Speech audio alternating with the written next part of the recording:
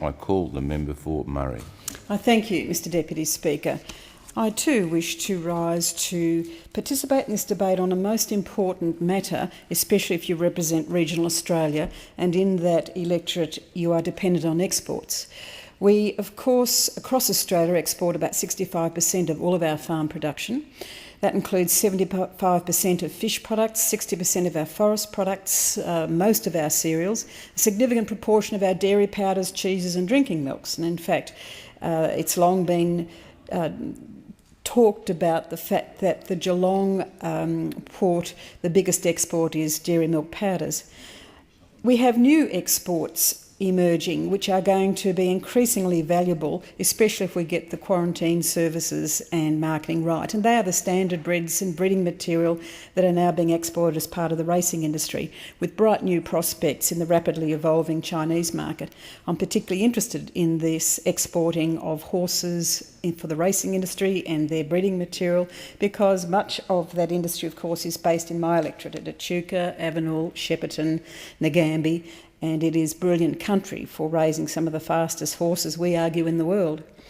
Now, all of these exports are dependent on Australia retaining its reputation for exporting products or services which meet the importer standards. In fact, we'd argue go beyond the minimum of the importer standards. We know that our country of origin label of made in Australia, produced in Australia, grown in Australia, carries with it at the moment, in the mind of the consumer, in the mind of the importer in some other country, the values which include fresh, chemical-free, uncontaminated, true to specification. And we can sometimes charge a premium for those particular characteristics of our foods in particular. We know of the terrible concern when in China they discovered that their imported infant formula and some of their domestically manufactured infant formula was in fact poisoning and killing their babies. There's been a number of food scares that are regularly reported globally, whether it's horse meat contamination in beef throughout Europe, whether it's the most recent one today of pig DNA found in chocolates in Malaysia, where the chocolates were claimed to be halal produced. There's an extraordinary range of food contamination that goes on globally, or of poor hygiene, of unintended consequences when inspection services aren't adequate in their home countries, or there isn't a culture of clean, green food production like we have and nurture in Australia. Now, long ago, the principle of full cost recovery for our export inspections was debated and agreed to. There are some who still argue, and I am sometimes with those people, that in some of our key competitors, while there are export inspection services charged, those fees find their way back into the industries in research and development and other supports. But we're not debating today the issue of full cost recovery. What we are looking at is that the current pieces of legislation governing the business of export inspection services, they have included for some time technical defects, and they've not always been equitable in the way the fees have been allocated across exporting industries or sectors. Some producers have not been required to pay establishment registration charges for plant products like cut flowers, dried fruits, nursery stock, nuts, seed, timber products and some tissue culture.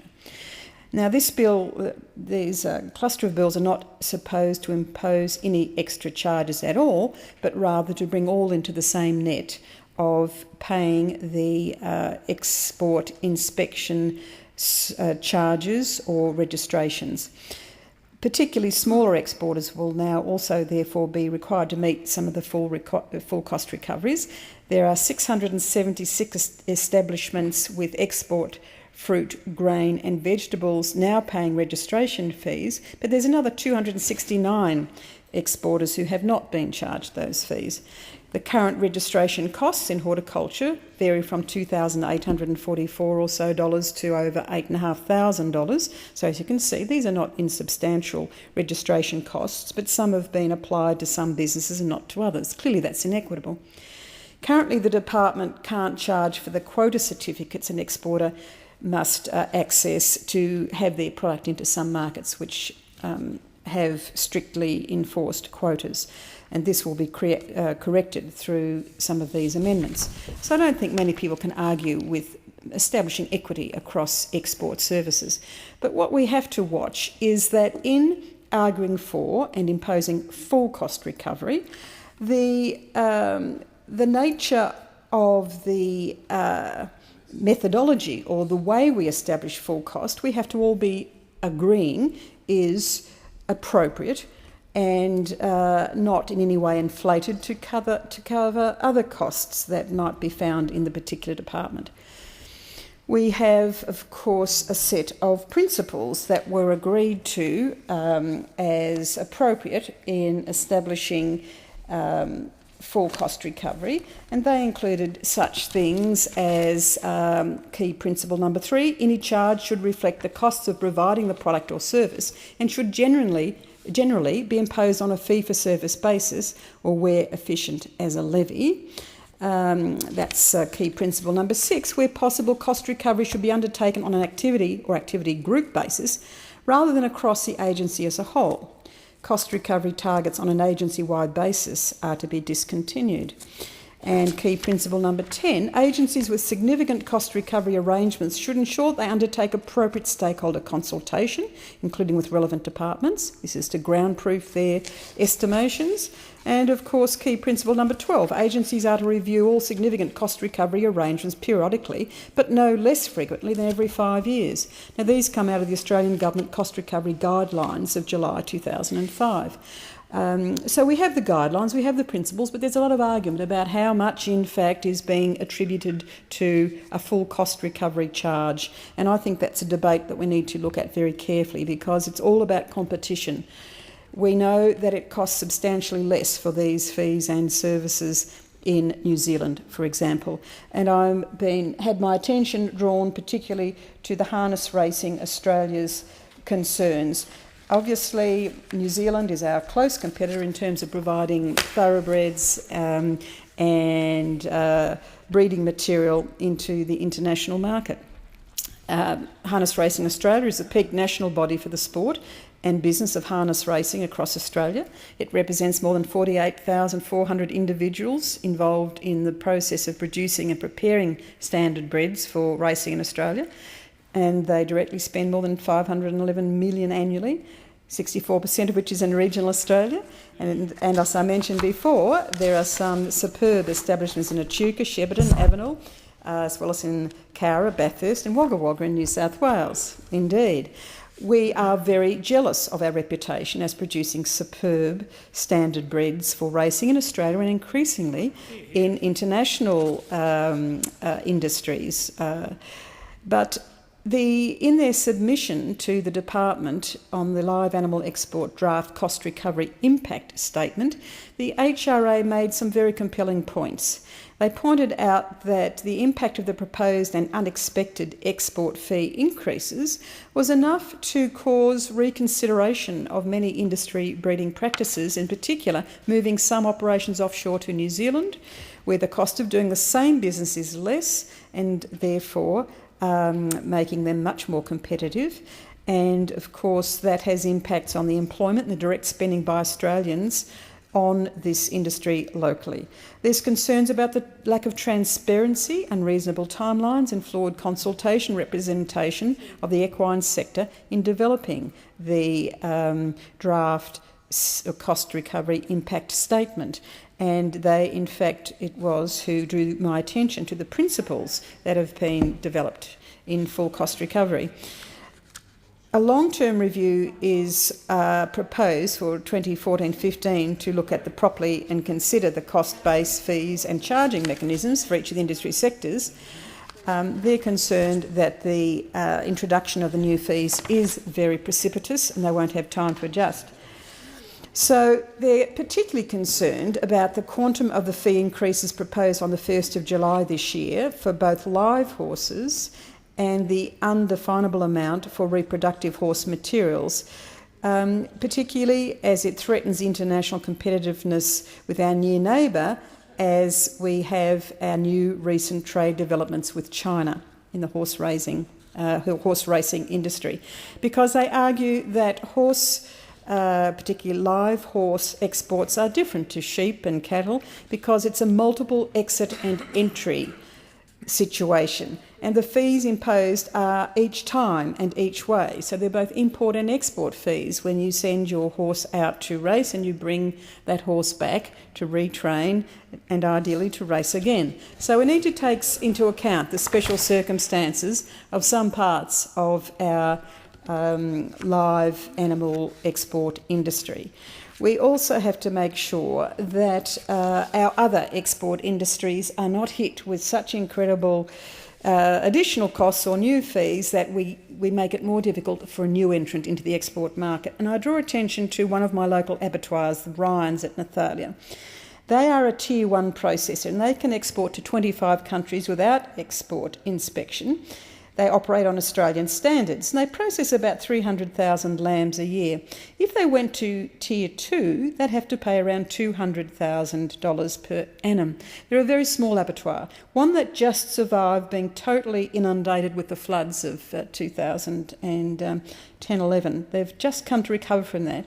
So you can understand that they're very concerned. They would like to go to Tier 2 as an exporter. But the cost of $200,000 per annum in those new export charges make them think twice about being able to afford to do that. That is a concern. There's also the piggery industry. I have some of the biggest piggeries in Australia in my electorate and I'm regularly in contact with them, of course, and they talk about how there doesn't always seem to be a sense of national interest with the inspection services provided. They talk about the gouging of carcasses for taking the samples for inspection, where a small incision or slice would do without seriously devaluing the carcass because of this chunk removed as the carcass speeds by on the assembly line. And they wonder why there isn't more care taken to protect the value of the carcass and indeed the value of the export when a little more care, attention and empathy for the profits or viability of the industry is not shown.